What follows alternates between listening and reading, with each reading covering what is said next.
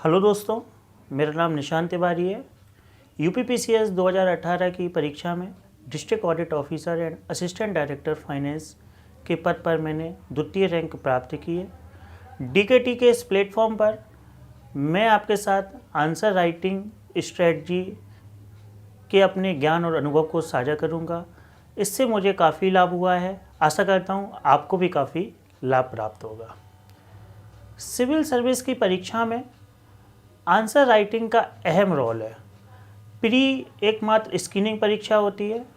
Interview आपके selection का 10% के लगभग आधार तय करता है। 90% मार्क्स मीन्स परीक्षा के होते हैं।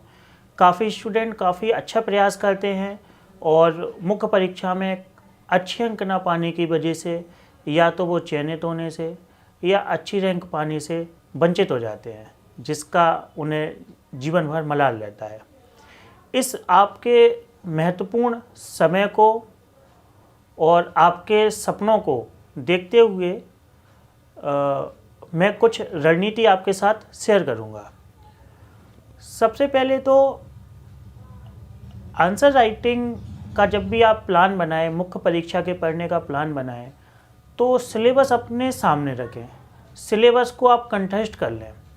मैंने सिलेबस की एक फ़ोटो प्रिंट आउट लेके अपने बेड के पास लगा दिया था कि आपको हमेशा 24/7 सिलेबस आपके सामने रहना चाहिए। वही आपकी गीता और कुरान है। सिलेबस के बाद आप जिस भी एग्ज़ाम की तैयारी कर रहे हो, यूपीएससी, यूपीपीसीएस, एमपीपीसीएस, आप उसमें जो प्रीवियस ईयर्स में आए हुए क्वेश्चंस हैं उन्हें अच्छे से दिमाग में बिठा लीजिए। उनका पैटर्न बिठा लीजिए कि वो क्वेश्चन कहाँ से पूछे जा रहे हैं, पिछले साल में क्या पूछे हैं, आगे क्या उनके पूछने की संभावना होनी चाहिए। ये सारा नीति और रणनीति आपके दिमाग में सुव्यवस्थित और सुनियोजित तरीके से होनी चाहिए। ये पहला आयाम है।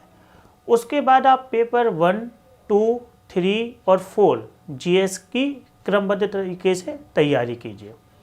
तो पेपर 1 के मेंस के सिलेबस में यूपीएससी और यूपीपीसीएस में आर्ट एंड कल्चर, इतिहास, विश्व इतिहास और भूगोल और भारतीय समाज के अध्ययन पर आपको विशेष बल देना है। तो इतिहास के अध्ययन के दौरान आप इस तरह से पढ़िए कि आपका प्री, मेंस और इंटरव्यू तीनों कवर हो जाए। चूँकि सिलेबस बड़ा है तो अपने संसाधनों को, अपने पुस्तकों को सीमित रखिए, उन्हें बार बार पढ़िए। मॉडर्न इंडिया के लिए आप स्पेक्ट्रम पढ़ सकते हैं। विश्व इतिहास के लिए अर्जुन देव की एनसीईआरटी बहुत अच्छी है। उसी तरह जो प्राचीन और मध्यकाल के लिए आपने प्री में पढ़ा है वो सफिशिएंट है। आर्ट एंड कल्चर के लिए आप नितिन सिंघानिया की बुक पढ़ सकते हैं। ज्योग्राफी के लिए सबसे अच्छा सोर्स एनसीईआरटी है। आप इस बात को बिल्कुल विश्वास रखिए कि 100 में से 70-80% आपको मुख्य परीक्षा में इन कंटेंट से प्रश्न डायरेक्ट और इनडायरेक्ट मिल जाएंगे। और अगर आप 20% के पीछे बहुत ज़्यादा भागे तो कभी कभी ये संभावना बन जाती है कि 80% पे आप इतनी अच्छी कमांड ना कर पाए। और आपने रिजल्ट भी देखा होगा कि यूपीएससी के भी मार्क्स आए लगातार 50% में आपको टॉप रैंक बन जाती है, आप आईएएस बन जाते हो। ऐसा ही यूपीपीसीएस में भी संभावना व्यक्त की जा रही है। मार्क्स तो अभी आए नहीं है। तो आप इन कंटेंटों को अच्छे से पढ़ लीजिए, आपका 80% 90% कवर हो जाएगा। इंडियन सोसाइटी के लिए आप किसी भी कोचिंग के मार्केट से नोट्स ले सकते हैं। आप एनसीईआरटी पढ़िए, क्लास 12 की एनसीईआरटी आती है, आप उसे पढ़िए। विजन का मेंस 365 आता है। तो मेंस 365 में जो भी घटनाएं होती हैं 1-1.5 साल की, वो उसमें कवर रहती हैं, तो वहाँ से आप कवर कर सकते हो। पेपर 2 में पॉलिटी है, तो पॉलिटी के लिए आप लक्ष्मीकांत बहुत ही अच्छा सोर्स है। थोड़ा सा लेंदी बुक है, लेकिन उस लेंदी बुक से ज़्यादा बुलंद आपके सपने हैं, क्योंकि उसके बाद आप अपने प्रदेश को, अपने देश की जो सबसे बड़े पद होते हैं उनको सुशोभित करेंगे और देश और समाज की सेवा करेंगे। तो लक्ष्मीकांत को आप अच्छे से कंठस्थ करिए। लक्ष्मीकांत के बाद सामाजिक न्याय के खंड से जो प्रश्न आ रहे हैं वो मूलतः करंट अफेयर्स से आ रहे हैं, तो उन्हें आप पढ़िए। सामाजिक न्याय को, आईआर को पढ़िए आप, इंटरनेशनल रिलेशन को लेके मैंने जो विजन का मेंस 365 आया है वो मैंने पढ़ा था, और चूँकि उसमें मेंस में 2-3 ही क्वेश्चन आते हैं तो उसमें बहुत ज़्यादा एफर्ट करने की ज़रूरत नहीं है। एफर्ट आप पॉलिटी और गवर्नेंस वाले सेक्शन में पेपर 2 में ज़्यादा करिए, वो आपके लिए ज़्यादा अंकदायी होगा। पेपर 3 में इकोनॉमिक्स के लिए आप काफ़ी सोशल मीडिया पे वीडियोस भी हैं, उन वीडियोस को आप अच्छे से देख सकते हो। और जितना भी सिलेबस मेंस के लिए है, जैसे कि भारत में भूमि सुधार है और खाद्य प्रसंस्करण उद्योग के बारे में है, तो करंट में जो भी चीज़ें चल रही हैं और जो ट्रेडिशनल है, तो इंटरनेट का यूज़ करते हुए आप विकिपीडिया वगैरह के माध्यम से अपना एक नोट्स बना लीजिए जिसमें सारी कीवर्ड लिखे हों और संकल्पनात्मक समझ आपके दिमाग में हो, जिससे एग्जाम के समय आप बेहतर प्रदर्शन कर सकें। साथ ही अपनी प्रस्तुति को बेहतर बनाने के लिए प्रयास कीजिए, जैसे कि आप समावेशी विकास के बारे में लिख रहे हैं तो आप गिनी कोफिशिएंट का एक बेहतरीन उसमें वक्र बना सकते हैं। आप भूमि सुधार के बारे में लिख रहे हैं तो भूमि सुधार का एक बेहतरीन जो आधुनिक भारत में एक उसका स्वर्णिम ऐतिहासिक विकास हुआ है उसे दर्शा सकते हैं। पर्यावरण के लिए जो आपने प्री में बुक पढ़ी होगी उसको दोबारा से रिवाइज करिए, और मेंस के लिए आप मेंस 365 जो विजन का है वो अच्छे से कर लीजिए, उसमें सारी महत्वपूर्ण घटनाएं कवर होती है। आपदा प्रबंधन के बारे में थोड़ा सा पेपर 2 और 3 में करंट अफेयर्स ओरिएंटेड रहा जाता है, जैसे कि कभी केदारनाथ में बाढ़ आई तो केदारनाथ से प्रश्न आ जाता है, केरल में बाढ़ आई तो केरल से आ जाता है, कोविड आया तो कोविड से प्रश्न आ जाते हैं। तो आप प्रश्नों की प्रकृति को समझते हुए उसके अनुरूप तैयारी करिए, और जो बेसिक बातें होती हैं आपदा प्रबंधन की वो आप एक जगह पे नोट कर सकते हैं, जैसे कि आपदा पूर्व, आपदा दौरान और आपदा पश्चात एनडीएमए की जो गाइडलाइंस हैं उन गाइडलाइंस के आप महत्वपूर्ण कीवर्ड को नोट कर लीजिएगा और उन्हें यूज़ करिएगा। कुछ आपके जो इनोवेटिव विचार लिख लीजिएगा। आपदा प्रबंधन से संबंधित कुछ केस स्टडियाँ भी पेपर 4 में पूछी गई है, तो आप उन्हें मिलाकर पढ़िएगा। ये नहीं कि आपदा प्रबंधन को अलग से पढ़ते हैं, केस स्टडी को अलग से। कोशिश करिएगा कि दोनों मिला जुला अगर आप लिखेंगे तो आपके बहुत अच्छे मार्क्स आएंगे। उसके बाद आप इंटरनल सिक्योरिटी के लिए IDSA ने बहुत अच्छा आपको वहाँ पे रिसर्च पेपर और पॉलिसी पेपर्स मिल जाएंगे, जहाँ से आप बहुत अच्छा लिख सकते हो। नीति आयोग की वेबसाइट पे भी साइबर क्राइम के बारे में लिखा है। और एक श्री अशोक कुमार जी हैं IPS, उनकी बहुत अच्छी बुक आती है आंतरिक सुरक्षा पे। तो आंतरिक सुरक्षा और IR के कुछ टॉपिक मैंने वहाँ से पढ़े और मुझे काफ़ी लाभ मिला वहाँ से। पेपर 4 के लिए एथिक्स में जितना भी सिलेबस है उसका आप अपना नोट्स बना लीजिए। आपके व्यवहारिक जीवन के जो भी उदाहरण हैं उसमें व्यवहारिक जीवन के आप उदाहरण लिखिएगा, और आप कोशिश करिएगा, जैसे आप न्यूज़पेपर पढ़ते हैं, न्यूज़पेपर में आपको कोई भी घटना मिलती है तो उसे एथिकल पॉइंट ऑफ व्यू से सोचने की कोशिश करिएगा आप, कि जैसे कि कभी गौ हत्या का कोई केस आया, यूथेनेसिया का केस आया, लव जिहाद का कोई मामला आया, सांप्रदायिक दंगों का कोई मामला आया, आतंकवादी कोई घटना आई, तो आप सोचिएगा कि उससे हम कितने डायमेंशन एथिक्स के निकाल सकते हैं। तो एथिक्स चूँकि काफ़ी अंकदायी विषय है, काफ़ी अच्छे नंबर दिलाता है, तो इससे आपका एथिक्स बहुत रोचकता के साथ इंटरेस्टिंग तरीके से होगा और आपकी कमांड भी बहुत ज़बरदस्त रहेगी। और एथिक्स तो इतना अच्छा पेपर आयोग ने लागू किया है कि जिससे हम अपने जीवन को बेहतर तरीके से देखते हैं, दार्शनिक तरीके से, प्रशासनिक तरीके से, राजनीतिक तरीके से, सामाजिक तरीके से। तो जीवन में कई सारी चीज़ें हमें उससे सीखने भी मिलती हैं। उसके बाद अब 2 चीज़ें मुख्य परीक्षा में सिलेक्शन का मुख्य आधार में मानता हूँ उन्हें, जो आपके रैंक, चयन, पोस्ट सबको डिसाइड करेंगे। वो है केस स्टडी और निबंध। केस स्टडी और निबंध की खूबी क्या है कि आपको इसमें कुछ भी पढ़ना नहीं है, सब आपको अपने से जनरेट करना है, पूरा ज्ञान आपको जनरेट करना है। लेकिन अगर आप एक उसका बेहतर फ्रेम रखते हैं, एक बेहतर समझ रखते हैं, तो आप बहुत अच्छे से उसे कर पाएंगे। जैसे कि मैं क्या करता था, संडे को जितनी भी केस स्टडीज़ आई हुई है UPSC में, MPPCS में, यूपीपीसीएस में, उन्हें मैं सब अपने दिमाग में उनका फ्रेम बनाता था। दूसरा, सीसेट के पेपर में जो डिसीजन मेकिंग के क्वेश्चंस आए हुए हैं, डिसीजन मेकिंग के क्वेश्चन से मैं देखता था कि इनमें से क्या विकल्प होने चाहिए। अगर मैं कोई 4 विकल्प लिखता हूँ तो आयोग क्या लिखता है और मैं क्या लिखता हूँ, तो उसमें मैं सिमिलरिटी मिलाने की कोशिश करता था और उससे मुझे काफ़ी लाभ हुआ है। आप केस स्टडी को तैयार करते समय खुद से केस स्टडी बनाइए। जैसे कि आप सोचिए कि कोविड-19 महामारी के दौरान मैं एक जिलाधिकारी के रूप में हूँ, एक चीफ मेडिकल ऑफिसर के रूप में हूँ, कहीं सांप्रदायिक दंगे हो रहे हैं तो मैं डीएसपी के रूप में क्या कर सकता हूँ, एसपी के रूप में क्या कर सकता हूँ, यहाँ पर क्या एथिकल इश्यूज़ हैं, कहीं पर बालिकाएं पढ़ने के लिए नहीं जा रही हैं तो यहाँ पे मैं क्या कर सकता हूँ, एक डीएसपी के रूप में, एक शिक्षा अधिकारी के रूप में, एक जिलाधिकारी के रूप में। तो इससे आपके मस्तिष्क का, क्षितिज का काफ़ी विस्तार होगा और निसंदेह आपको सब में लाभ मिलेगा। उसके बाद आता है मुख्य बात निबंध की। निबंध 250 नंबर का यूपीएससी में, 200 नंबर 150 नंबर का यूपीपीसीएस में होता है और 250 में से 160 नंबर भी लोग लाते हैं, 170 भी लाते हैं और 70 भी लाते हैं। तो सबको डिसाइड कर देता है निबंध का पेपर। तो निबंध का पेपर तैयार करने के लिए आप कई स्तरीय प्रयास करिए। जैसे कि संडे जो एक्सक्लूसिव है आप डेडिकेट करिए उसे निबंध और ऐसे के लिए, निसंदेह ये आपकी सफलता में रेड कारपेट बिछाएंगे।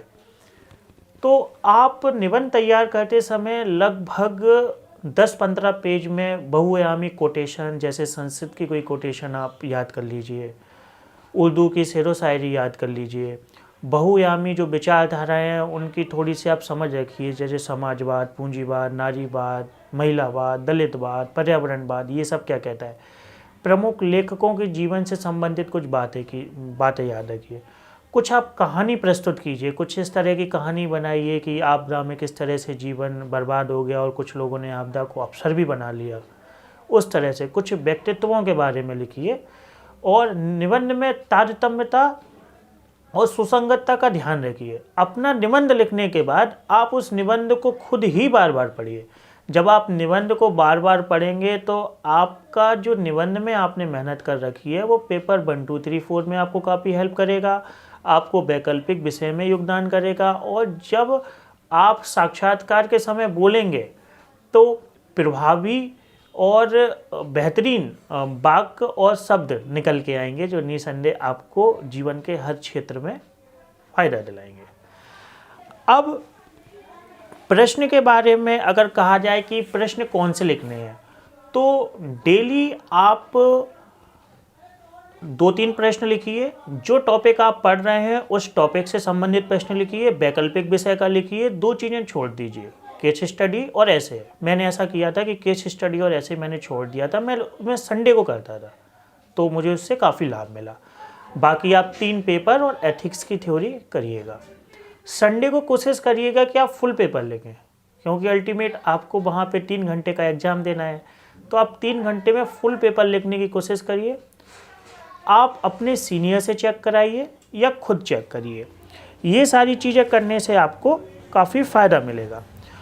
अब कई बार बच्चे क्या है कि जानते सब कुछ हैं, बहुत मेहनत किए होते हैं, लेकिन उन्हें परिणाम नहीं मिल पाता। या फिर अगर आपके पास समय कम है, आपको मेंस देना है, तो आप कैसे अच्छी रैंक ला सकते हैं। या फिर आप एकदम तैयारी में नए आए हैं, तो किन बातों का आप ध्यान रखेंगे, किन बातों का ध्यान रखेंगे आप, तो उसके बारे में आपको मैं 15 सूत्रीय एजेंडा बता रहा हूँ। इस 15 सूत्रीय एजेंडा को आप अपने दिमाग में भी रख सकते हैं और आप लिख के इसे अपने बेड के पास भी लगा सकते हैं। मैंने ऐसा ही किया था, मुझे काफ़ी लाभ मिला। सबसे पहले नंबर पर जब भी आप प्रैक्टिस करें, उत्तर लिखें, एग्ज़ाम हॉल में हों, तो आप प्रश्न की सटीक समझ विकसित करें। जैसे एक बार प्रश्न आया, अंग्रेज़ों ने भारत को बेखबरी के दौर में जीत लिया, तो उसमें कुछ कैंडिडेट ने, एस्पायरेंट्स ने क्या किया कि इस पक्ष को सिद्ध कर दिया कि अंग्रेज़ों ने भारत पर कैसे विजय प्राप्त की, कैसे प्लासी बक्सर का युद्ध, 1857 की क्रांति हुई, भारत को जीत लिया। लेकिन आपको उत्तर में इसके अगेंस्ट में लिखना था। आपको लिखना था कैंडिडेट्स को कि अंग्रेजों ने भारत को सुनियोजित और क्रमिक रूप से जीता है, ना कि बेखबरी के दौर में जीता है। तो इस बात का विशेष ध्यान रखें। प्रश्न की सटीक समझ रखने के साथ उत्तर की व्यवस्थित रूपरेखा आपके पास होनी चाहिए। आपको पता हो कि प्रस्तावना लिखनी है, अगर 3 डायमेंशन पे क्वेश्चन है तो फिर हमें 3 पैराग्राफ या 3 डायमेंशन आप शीर्षक के रूप में दे सकते हैं, पैराग्राफ के रूप में दे सकते हैं, पॉइंट के रूप में दे सकते हैं कि मैं उसे दूंगा। उसके बाद एक बेहतरीन प्रस्तावना, प्रस्तावना के बाद एक प्रस्तावना कहते हैं कि first impression is the last impression. प्रस्तावना आपकी बहुत ही उत्कृष्ट होनी चाहिए। उसके बाद आप एक ऐसा निष्कर्ष लिखें जिसमें सब चीज़ों का समाहार हो और वो एक किसी भी जो पाठक है, पाठक को एक बेहतर कोई नवाचारी रास्ता सुझा सके। इस तरह से आप प्रयास कीजिए लिखने का। दूसरा, जब भी उत्तर लिखें तो संक्षिप्त और टू द पॉइंट को अपनी बात को रखें। किसी भी प्रशासनिक अधिकारी को आप सुनोगे, सरकारी पत्रावलियाँ पढ़ोगे तो उसमें संक्षिप्त और टू द पॉइंट बात होती है, और ये एक प्रशासनिक जीवन का अहम हिस्सा होता है, क्योंकि वो सिविल सर्विसेज में आपको विद्वान के रूप में ना देखकर एक प्रशासनिक क्षमता वाले व्यक्तित्व के रूप में देखना ज़्यादा पसंद करते हैं। इसके बाद तीसरे पॉइंट के रूप में आप इस बात का हमेशा याद रखें कि आप कोई भी बात लिखते हैं तो उसमें प्रमाणिक तथ्य होने चाहिए। जैसे कि आपने लिखा कि भारत के किसी भी क्षेत्र में महिलाओं की जो साक्षरता दर है वो काफ़ी कम है, तो सिर्फ इतना कह के अपनी बातों से मत निकलिए। उसमें आप डाटा दीजिए कि हरियाणा में इतना है, केरल में इतना है, असम में इतना है, मिजोरम में इतना है, तमिलनाडु में इतना है, और वो तथ्य प्रमाणिक होने चाहिए, तो आपका उत्तर बेहतर हो जाएगा। चौथी बात आप याद रखिए कि अधिकतम जरूरी बिंदुओं का समावेश अपने उत्तर में करिए। अधिकतम जरूरी बिंदुओं का समावेश बहुत ही ज़रूरी है, क्योंकि हो सकता है कि आपने बहुत ही मेहनत किए हो, आपने अधिकतम बिंदु लिख दिए लेकिन जरूरी बिंदु नहीं लिखे। आपने जरूरी बिंदु लिख दिए, हो सकता है अधिकतम नहीं लिखे, और एग्जामिनर को वही देखना था। और अगर एग्जामिनर ने आपको एक एक नंबर काटा तो 80 क्वेश्चन में आपके 80 नंबर कम हो गए, तो आप वैसे ही बाहर हो जाएंगे एग्जाम की रेस से। और 80 नंबर आपके प्लस हो गए तो आप कितने आगे रहेंगे। तो अधिकतम जरूरी जो बातें होती हैं उनका समावेश अवश्य करिए। उसके बाद पांचवा जो आप पॉइंट करिए कि जो सरकारी रिपोर्ट, सूचकांक, नीति, पॉलिसी पेपर, नीति आयोग ने क्या कहा है, IDSA ने क्या कहा है, PRS क्या कहता है, इन सब के बारे में आप जरूर लिखिएगा। उसके बाद भूमिका और निष्कर्ष को आप बहुत प्रभावी बना सकते हैं। अगर आपको लगता है कि आप इतना बेहतर नहीं कर पा रहे और बेहतर आप रैंक लाना चाहते हैं, तो कुछ आप बेहतर भूमिका और निष्कर्ष जो अच्छे आंसर राइटिंग की हुई कॉपीज़ हैं उन्हें आप देख सकते हैं, तो और इसे बार बार विकसित कीजिए। भले ही भूमिका और निष्कर्ष के स्पेशल मार्क्स नहीं होते हैं नंबर में, लेकिन बहुत प्रभावी होते हैं। वो एक फ्रेम के रूप में होते हैं, जैसे फोटोग्राफ का एक फ्रेम है, उसका कोई महत्व नहीं है लेकिन वो पूरे फ़ोटो की शोभा बढ़ा देती है, तो वो उसी के रूप में है। इस बात का आप हमेशा ध्यान रखिए। अपने उत्तर को रुचिकर अधिक अंकदायी बनाने के लिए और आपका जो पाठक है वो मंत्रमुग्ध हो जाए, उसके लिए जो करंट अफेयर्स के तथ्य, संदर्भ, प्रसंग डाल दीजिए, तो आपको अच्छा लगेगा। जैसे आपने कोविड के बारे में डाल दिया, कोई आपने बेंगलोर में सांप्रदायिक घटना के बारे में डाल दिया, फ्रांस में कोई आतंकवादी घटना हुई आपने वो डाल दिया, कोई समाज संस्कृति की आपने बात डाल दी, तो आपका उत्तर और ज़्यादा बेहतर हो जाता है। उत्तर लिखते समय आप एक बात का याद रखिए कि जो आपका दृष्टिकोण हो वो प्रशासनिक हो। फिर प्रश्न उठता है कि प्रशासनिक दृष्टिकोण कैसा होता है, तो प्रशासनिक दृष्टिकोण संतुलित होता है, वो समावेशी होता है, वो लोकतांत्रिक है, उदारवादी है, जो आपकी कॉन्स्टिट्यूशनल मोरालिटी कहती है वो उसके अनुरूप है। तो इन बातों का आप अपने उत्तर में ध्यान रखिएगा कि उत्तर आपका लोकतांत्रिक हो, समावेशी हो, आप किसी भी विचारधारा के प्रति, किसी पार्टी के प्रति, अपनी किसी भावना के प्रति झुके ना। ठीक है, आपको दूध का दूध, पानी का पानी प्रशासनिक अधिकारी के रूप में कर देना है। एक साफ सुथरी हैंड राइटिंग हो तो अच्छा लगता है। एग्जामिनर को मैंने देखा है कि कई साथ में लोग कॉपी चेक करते थे, तो वो पहले अच्छी राइटिंग वाली कॉपी पहले ले लेते थे। अब कॉपी तो चेक करनी है तो ख़राब राइटिंग हैंड राइटिंग की भी होती थी। तो कोशिश करिए कि हैंड राइटिंग आप बेटर कर सकें। कम से कम गांधी जी की श्रेणी में तो आप ना आए।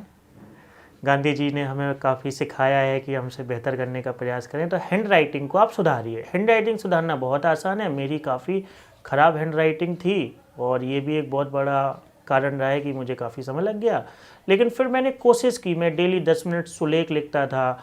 कुछ वर्ड मेरे ख़राब होते हैं, लगभग आप ऐसे 10 और 15 वर्डों का चयन कर लीजिए जो ख़राब बनते हैं। सा है, पा है, माँ है, सी है, डी है, एक्स वाई जेड कुछ भी जो है, आप उसके कंटिन्यू ठीक करने की प्रैक्टिस कीजिए और 7 से 8 दिन 10 दिन में ही आपकी हैंड राइटिंग में काफ़ी परिवर्तन हो जाएगा। वो पढ़ने योग्य तो हो जाएगी, पठनीय हो जाएगी। उसके बाद उत्तर लिखते समय एक नया ट्रेंड आया है पिछले 4-5 सालों में कि पहले क्लासिकल राइटिंग होती थी कि कितना आप में कंसेप्चुअल क्लैरिटी है, कितना आप एनालिटिकल पावर रखते हैं, उसका मार्क्स मिलता था। लेकिन अब एक नई शैली के रूप में उभर गया है कि कितना अच्छा आप डायग्राम, माइंड मैप, नक्शे के साथ अपने आंसर को प्रेजेंट करते हैं। तो आप जितना अच्छा प्रेजेंट करते हैं उतना अच्छा आपको मार्क्स मिलेगा। जैसे कि आप लिख रहे हैं नागर शैली के मंदिर लिख रहे हैं, तो नागर शैली मंदिर का अगर एक आप डायग्राम बना देते हैं तो निसंदेह आपको वो 1 अंक बढ़ा देगा और आपका उत्तर सबसे अलग हो जाएगा। तो इन सब चीज़ों को शामिल करने की कोशिश कीजिए। आप जब आंसर लिखते हो तो आंसर को आप सादा मत लिखिएगा कि जैसे एक बार कॉमन सिविल कोड पे क्वेश्चन आया था, वो पेपर 1 में भी आ चुका है, पेपर 2 में भी आ चुका है। पेपर 1 में आया तो उसकी थीम समझिए, वो इंडियन सोसाइटी से संबंधित है, तो सोसाइटी से संबंधित तकनीकी शब्दावलियों का यूज़ कीजिए। जब वो पेपर 2 में आया है तो उसमें जो कॉन्स्टिट्यूशनल प्रोविजनल हैं, जो लीगल प्रोविजनल हैं, उनको आप मेंशन कीजिए। जैसे आर्टिकल 44 को मेंशन कर सकते हो। तकनीकी शब्दावलियों का कई जगह तो बहुत महत्वपूर्ण योगदान रहता है। जैसे कि आप IR लिख रहे हो तो आप लिखिए वहाँ पे कि track 1 diplomacy, track 2 diplomacy, win win situation जैसे शब्दावलियाँ हैं, उनका यूज़ कीजिए। निसंदेह आपको बहुत लाभ मिलेगा। उसके बाद हम अगले बिंदु पे अगर चर्चा करें, हमारा जो 13वां बिंदु है हमारे एजेंडे का, कि अगर हमारी जो प्रस्तुति सुंदर हो, अलग से ही कुछ आंसर दिख जाते हैं कि बहुत ही सुंदर ये है, तो वो निसंदेह काफ़ी प्रभावकारी असर डालता है एग्जामिनर के ऊपर। विराम चिन्हों का समुचित प्रयोग करें। कई लोग तो विराम चिन्ह लगाते ही नहीं है। पूरे पैराग्राफ में कोई उनका अर्धविराम, पूर्ण विराम, कॉमा, इन्वर्टेड कॉमा कुछ भी नहीं है, तो उन पे आप विशेष ध्यान दें। कहाँ बिंदी लगनी है, चांद बिंदी, छोटा ई, बड़ा ई, पूरा अच्छे से एक जो क्लासिकल राइटिंग होती है आप उस पर ध्यान रखें। अंतिम बिंदु ये है कि आप अपनी भाषा को प्रभावी, सटीक और सम्यक बनाने के लिए भाषा और वर्तनी की शुद्धि पर ध्यान दें। भाषा और वर्तनी की शुद्धि पर ध्यान देना सबसे सरल है, बचपन से ही सिखाया जाता है और 90% लोग गलती करते हैं। आप अपनी कॉपी अपने मम्मी को, पापा को, भाई को, बहन को, छोटे भाई बहन को दे दीजिए, वो भी उसमें कमी निकाल के आपको बता देगा। आप उससे सीखने की कोशिश करिएगा। इन्हीं बिंदुओं के आयाम पर, जो 15 बिंदु मैंने आपको बताए हैं, इनके आयाम पर आप अपनी कॉपियों को चेक कर सकते हैं। आप अपने सीनियर से चेक कराइए। इस तरह आप बेहतर उत्तर लेखन करेंगे। और जो मैंने प्रयास किए हैं, जो मैंने सीखा है, वो मैंने आपके सामने प्रस्तुत किया है। आशा करता हूँ आप भी बहुत अच्छा लिखेंगे और अगला कुछ नया नवाचारी विचार लेके आएंगे और DKT के चैनल पर मैं आपको सुनूंगा। धन्यवाद।